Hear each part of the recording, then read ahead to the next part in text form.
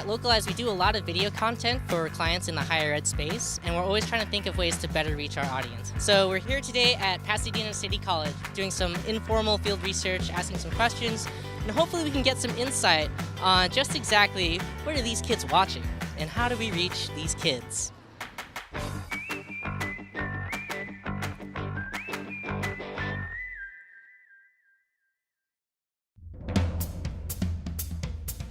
We're doing a video on social media. Do you want to? Oh, dude. Hey, what are you watching these days? Are you on Instagram? What's your name? Charnel. I'm Stefan. Oh, nice to meet you. Nice to meet you. What kind of social media are you on right now? Instagram and Snapchat. That's what I do. Just Instagram for the most part.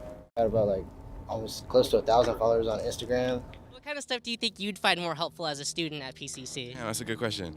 Honestly, I think like events, I just think there's so much going on here that I don't know about.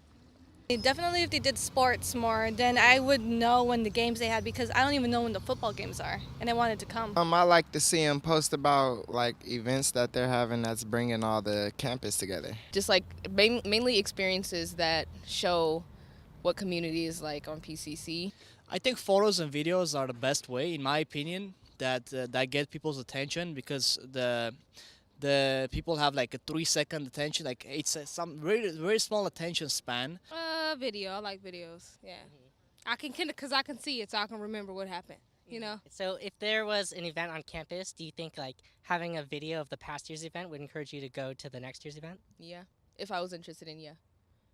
Most definitely. I like to check out like footage of events and see how they went before I go. So if that's available, yes, I would love to see that. How do you stay up to date about news on campus? My professor. I usually hear about it from my professor. Most of the time you find out about from professors. Do you think it'd be helpful to have more sources of information other than your professor, or do you find that? Yes, I do. Yeah, I should go on social media now. I pass by the bulletin boards, but there's so many stuff. I mean, I would prefer it to be on the internet, like posts would be more preferable.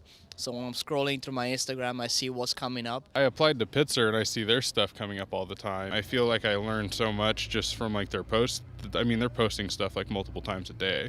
So I feel like I actually have this like weird connection to the campus. So would you say social media presence is important in a university or college that you're interested in? Yeah, I'm not a huge fan of social media, but this day and age, it's hard to deny the importance of it. Yeah, it's super important. What did we learn today? Well, first of all, we learned that one of the main ways students are learning about events is through their professors, which is great, but they could also be missing out on a lot of other events that those professors aren't speaking about. Another thing we learned is that when schools are posting a lot, students are actually feeling a bit more connected to that school. It's definitely making a big difference when schools have active Instagram accounts. Students want to be informed about stuff that's happening on campus. They want opportunities to build community. They want opportunities to be connected with other students, to be connected with resources that are directly applicable to them, whether it's transferring, campus events, organizations that might be useful to them, things like that. I'm Stefan. This has been How Do We Reach These Kids? And thanks for watching. See you next time. Yeah. How do we reach these kids? How do